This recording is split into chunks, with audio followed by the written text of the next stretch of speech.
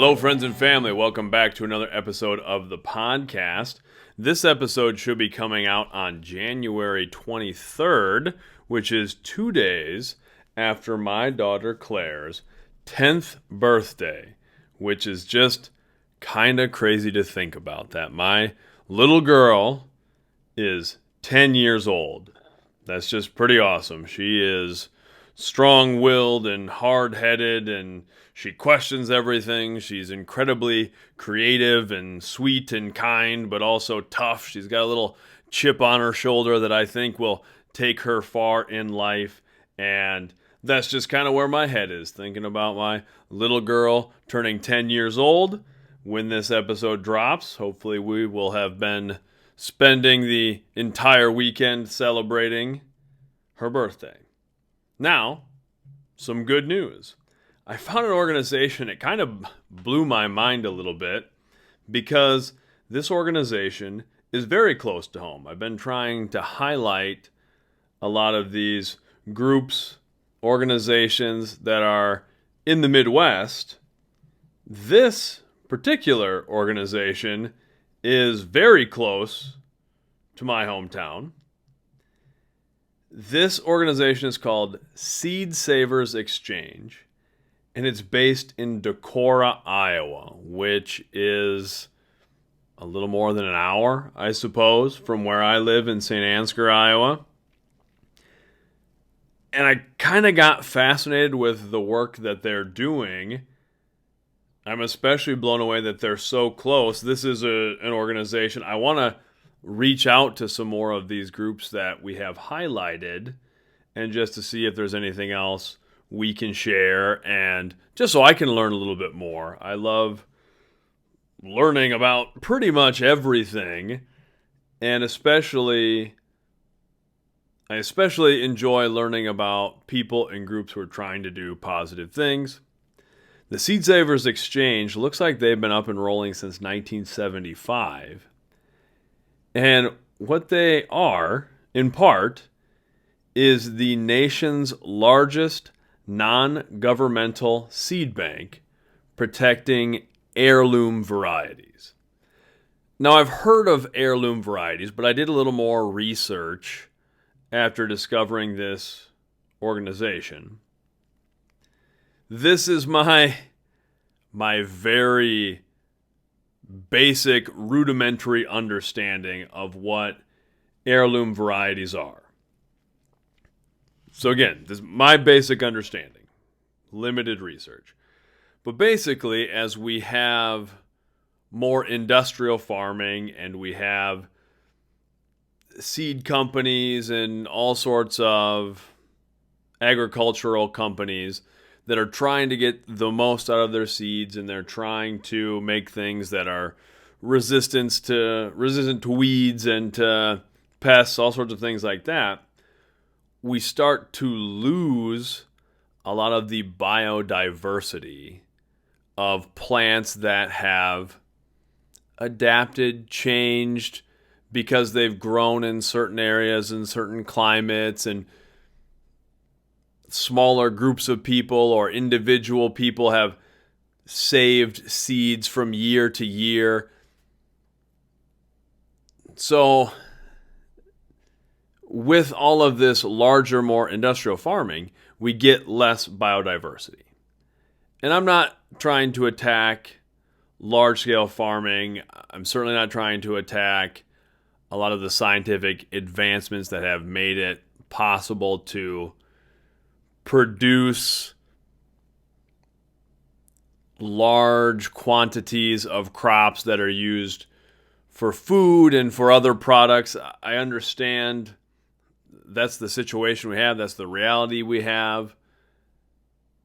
But biodiversity is extremely important. And we've been losing a lot of these heirloom varieties of vegetables, fruits, vegetation of all kinds.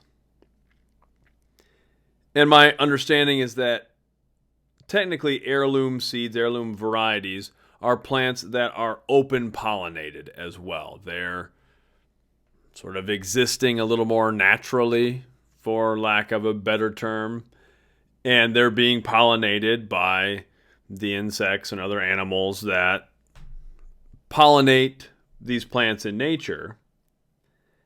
And what the Seed Savers Exchange does is it sets up a bank where it houses a lot of these heirloom varieties, and it has this exchange where people can also, they'll put up for sale, people can buy these heirloom seeds that they have reproduced or stored. They make available so that other people can be growing them, adding to their own, the biodiversity in their own gardens, their own areas, encouraging those people to continue to share.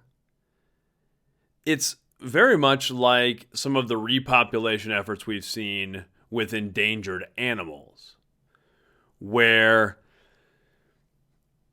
there's organizations that are trying to take in and protect some of the endangered species while also trying to put those species back into their native environment so that they can repopulate on their own as well. And that's kind of what's going on with this, but with plants. I think this is really cool. I think it's a really fascinating thing.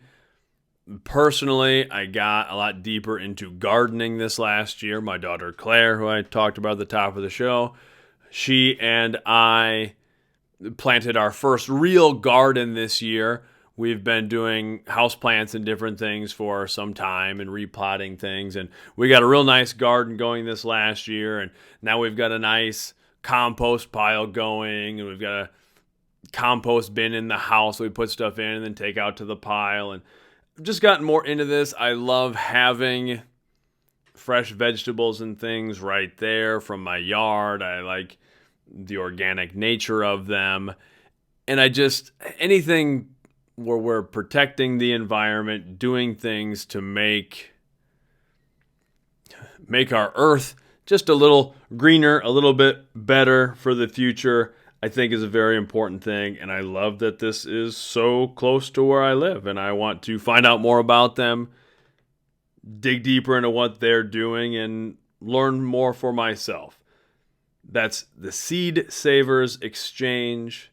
Their website is seedsavers.org, and if you're someone who's into gardening and things like that, you can purchase from them some of these heirloom varieties of vegetables and other plants.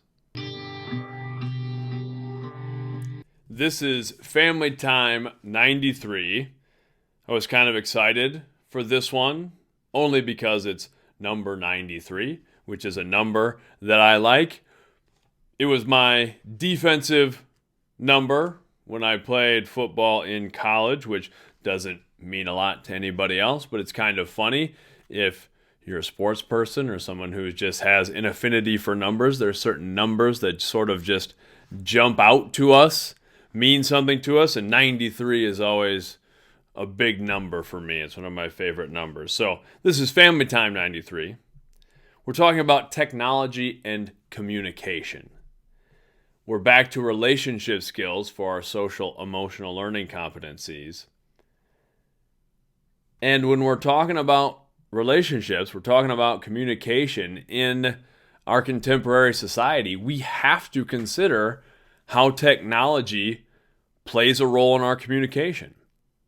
And that's not to say that it's inherently good or bad, because it isn't. There are a lot of great aspects of communication, newer avenues of communication that exist because of the technology we have. We are much more connected to people all over the world. I see this so much with my students, and that's who I'm really thinking about, is my students, my own children. That's what all of this stuff is focused on.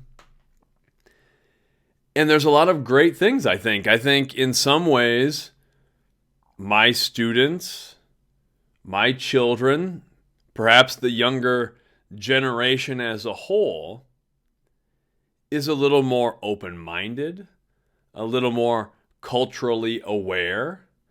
a little less divisive about some things because they are constantly exposed to so many different ideas. They're exposed to people who are from different areas, from different backgrounds, all those sorts of things. I see a lot of good in that.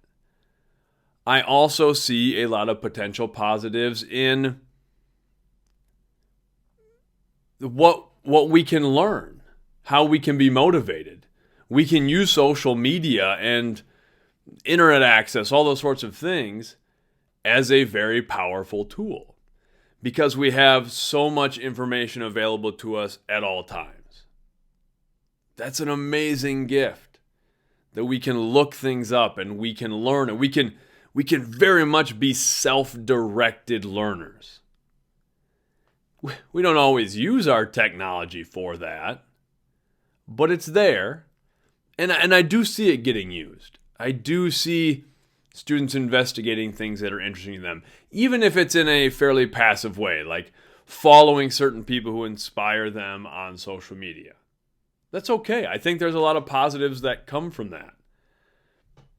I know I look at my social media and go through an Instagram feed or whatever, and there's a lot of coaching things that I'm interested in, and maybe it is just little clips that give me an idea for something down the road. I'm not actively investigating one thing, but I do find benefit in those sorts of things. So that's one thing I'm going to ask my students about is, what are some of the potential benefits of things specifically like social media? And there are a lot of good things. Then we're also going to talk about what are some of the potential risks. And I know there are certainly things that I am worried about, concerns I have regarding my students and my children with respect to social media. I think the first thing is that constant connection. It's great to have pretty much unlimited access to information whenever we want it, but because we have that constant connection, it's sometimes difficult to turn off. I do see the pressure that puts on our young people. In a lot of ways, I think I see less bullying in the school than I did even when I started teaching, and certainly than I think was going on when I was in school. I think part of that is more of it has shifted to online, so it's not as visible. A lot of maybe bullying, tormenting, those sorts of things isn't physical in the way that it was maybe when I was younger either. And that's something that makes it tough is because when I was a kid and you maybe had an issue at school, you could hopefully go home and be away from that issue for a while. Where now, if there's an issue with friends or someone's getting bullied, it's harder to get separation because our young people are connected through social media, through their phones, through all of the contemporary technologies we have. And it's pretty easy to say like, oh, well, just ignore it, just be off of it. But I think that's a little naive. That's the world now. That's the world in which our young people have grown up. It's the world in which they exist. It's the world in which they communicate. They spend a lot of their time communicating that way. There's a lot of challenges that come with that. One being that constant connection. That they can't get away from some maybe negative things. And also, even when they're not experiencing negative things, I see a lot of students struggle with that FOMO, that fear of missing out. That they, because their friends are so connected to each other, they they don't want to necessarily take a break from it because they don't want to miss out on something. They don't want to miss out on the message that's being shared. They don't want to miss out on if people are getting together.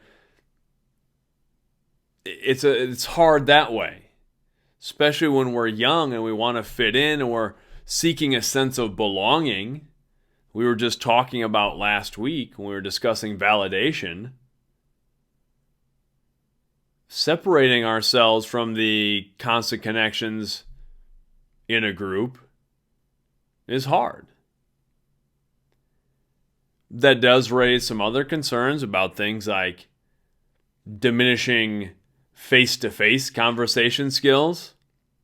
It's funny, we'll talk about this in class, and my students recognize, they will point out that we're not as good as a generation, generalizing, but saying a lot of us aren't as good with face-to-face conversation, feel uncomfortable, don't know what to say, feel awkward,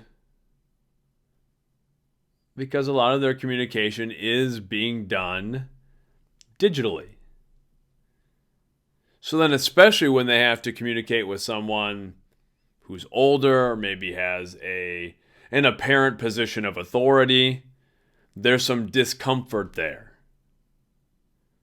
That is something I worry about because there is a great deal of value in face-to-face communication. And it's something that I know my students are going to have to develop, especially as they go into the workforce, because they will be working with people of different generations. That's another one of my concerns, is being able to bridge the generational gaps. We did something just recently as a teaching staff at one of our in-services. Our principal put together a list of social media terms. It was abbreviations and slang terms or whatever that our young people are using. And this was very informative to sort of be aware of what is out there that we don't know. I think that's something that's happened with communication through technology, is maybe some of the generational gaps that always exist.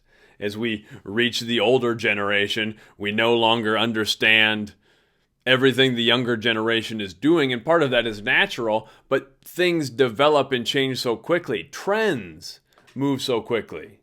There's so many TikTok trends. There's a weekly new trend, it seems, that as an older generation, as a teacher and a coach and a father, I'm not going to keep up with all of them because I'm not tuned into that in the same way. So from my side, I have to at least be aware of that. There's a lot of things out there that I'm not going to be involved with, that I'm not going to really be aware of. But then also trying to support the young people with whom I work by helping them understand that that's not all of communication either. There's a lot of comparison in social media. I'll see my students judge themselves against images that they're seeing through social media. People look a certain way, act a certain way, do things a certain way. And it's hard to separate and understand that they're seeing a catered image. Even when we consciously know that. We're all guilty of this. Even when we're logically, practically, we understand that we're seeing an image someone is catering, is putting together and sharing for a reason. It's hard to separate ourselves and not judge ourselves against the finished product we're seeing. And it's also hard to understand that we're seeing this little blip of a a person's life that may not be indicative of their entire existence and how they feel and how self-assured they are and how they're living day to day, but we compare ourselves to those images. I see that really affecting young people. And even on a more innocent level, some of the challenges that arise through social media is just the mindless scrolling and the limited attention span required of much of it. It's these quick videos and little blurbs, and it's something that's just scroll, scroll, scroll. It's the extreme version of when I was a kid and flipping channels when cable television first really came to be widely spread.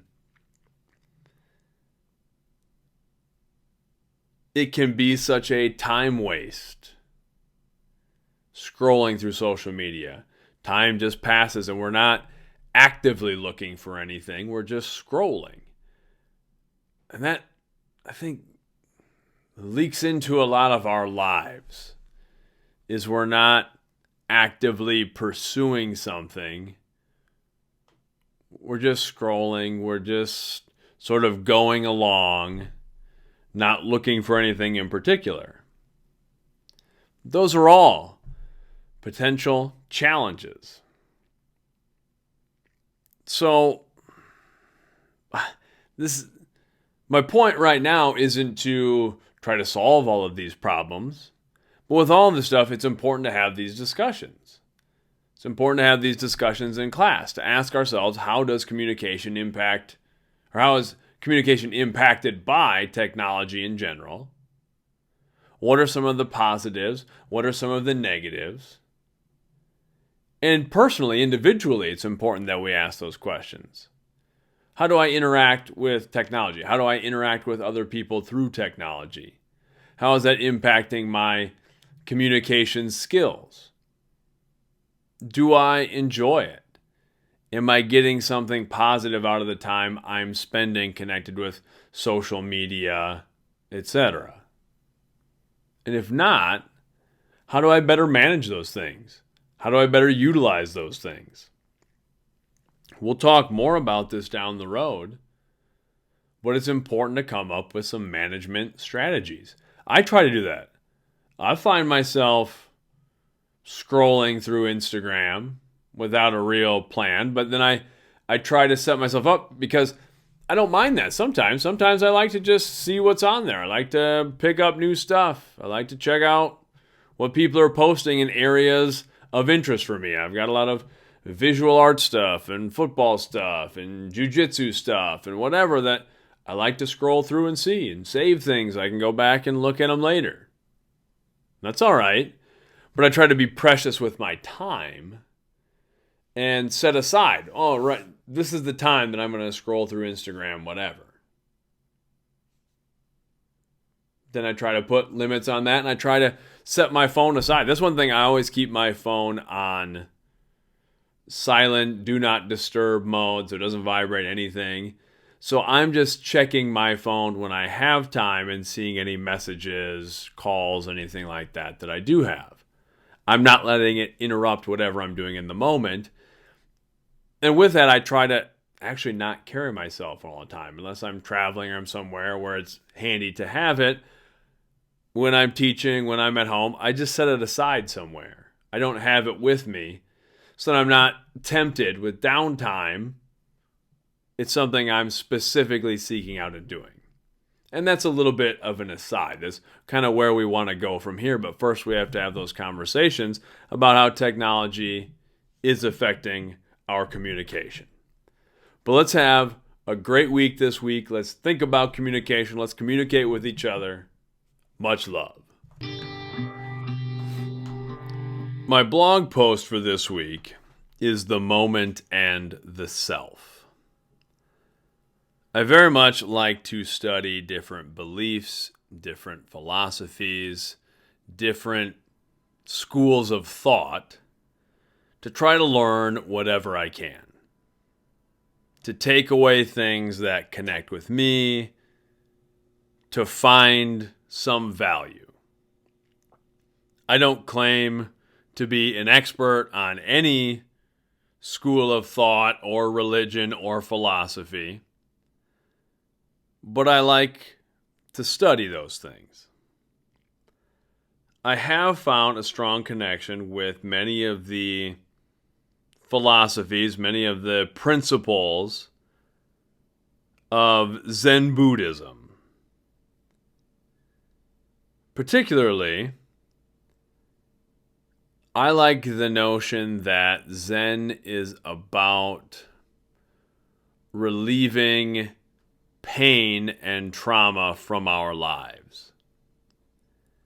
And by my understanding, there are two major components that really connect with me, that help ease suffering in our lives, and that is focusing on the moment and the self. For me, it seems that I am in my greatest states of trauma, discomfort, sadness, anger when I'm not focused on the moment and when I'm not focused on myself. And I've tried to come up with an explanation, my own explanation. And for me, it boils down to the idea that the moment is only big enough to hold the moment. And far too often we try to drag other times into the current instant. We'll get caught up in the past. We'll dwell on negative things that already happened to us, and we carry those things with us. We let past traumas invade the now. And we're really just holding on to a memory. Something may have been uncomfortable or traumatic, might have been terrible in the past, but it is in the past. It's something that's gone. It's over. And the more we let those things impact our current moment, the more we take ourselves away from the existence we do have. And all we really have is this moment. I'm not saying that isn't valid, but we know past traumas impact people now. And I'm not saying that we're going to just be able to turn off negative feelings, negative memories. And I'm not saying we should do that. It's important that we learn from the past, that it becomes something that helps us grow, that it shapes how we act and behave in the current moment. But that's the key. We have to live in the current moment because that is all we have. We do the same thing looking forward. So often we want to live in the future, positively or negatively. We either worry about things that are going to happen. We stress over future realities that may not come to be. We spend so much time and effort and emotion on stuff that's not necessarily going to happen. We're just speculating. Even if we're looking forward positively, if we spend all of our time looking ahead, we lose the only thing we really have, which is now. And we do that a lot. We're slogging through the work week looking forward to the weekend, or we're looking forward to the next holiday, we're looking forward to the next event, we're looking forward to some imagined time where we'll get our lives all figured out and things will be better. And that's just not the way it works. It's good to set up goals, it's good to have dreams, it's good to visualize about our future, but we have to act in the present if we have any hope of living something like the future we imagine for ourselves. So anytime we bring any moment outside of the current moment into our immediate existence, we're overloaded. We have too much. This moment can only hold this moment. We do the same thing with the self.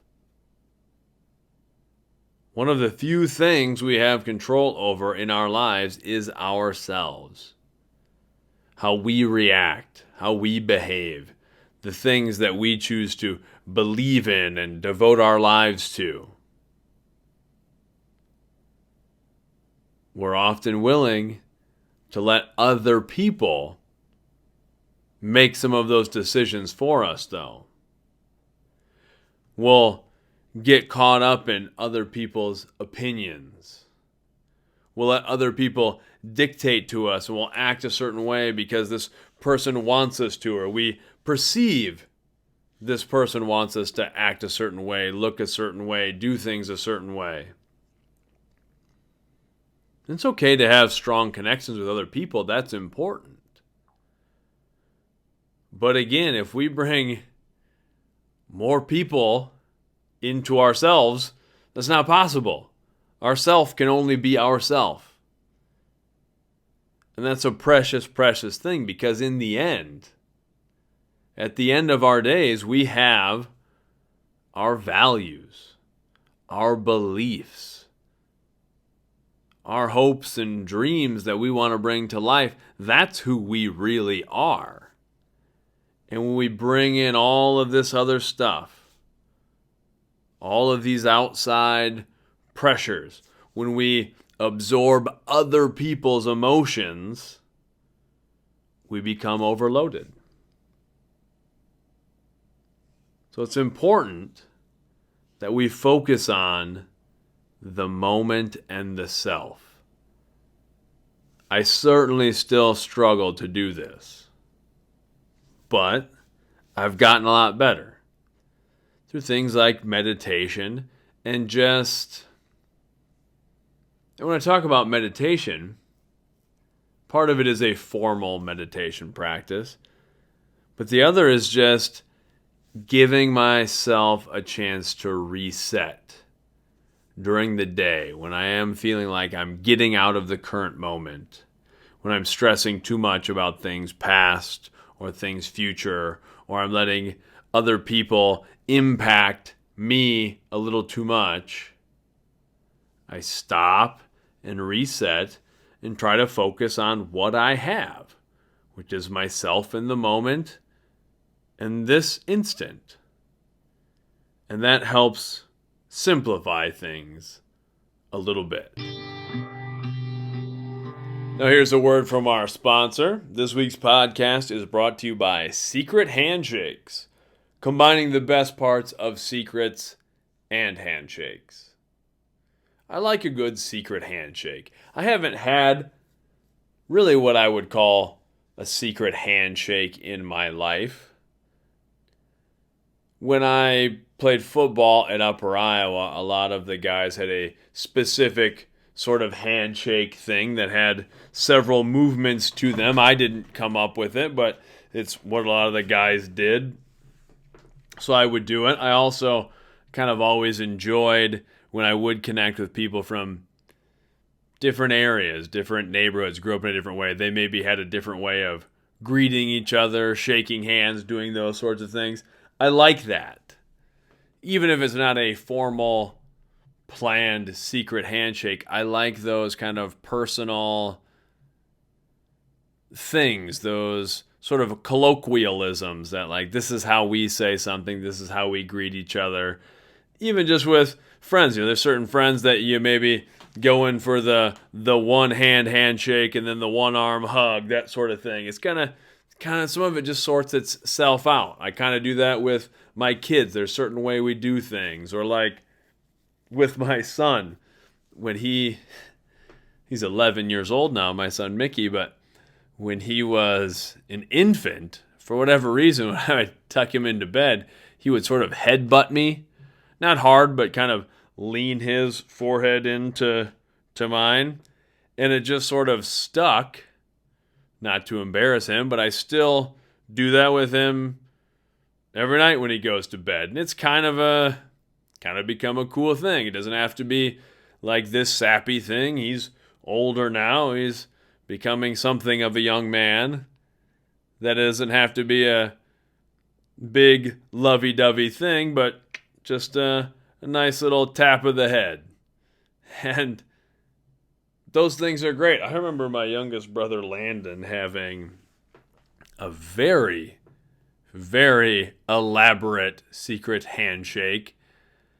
I think it was with his friend Josh, which I would just give a shout out to Josh Steinberg and all of the Steinberg family, who are just some of the most wonderful people. And I shout them out because I know sometimes they listen to these sorts of things, but I just remember them having this long, elaborate secret handshake that was a lot of fun seeing those two do. So that's it. This week, our goofy fake sponsor is Secret Handshakes.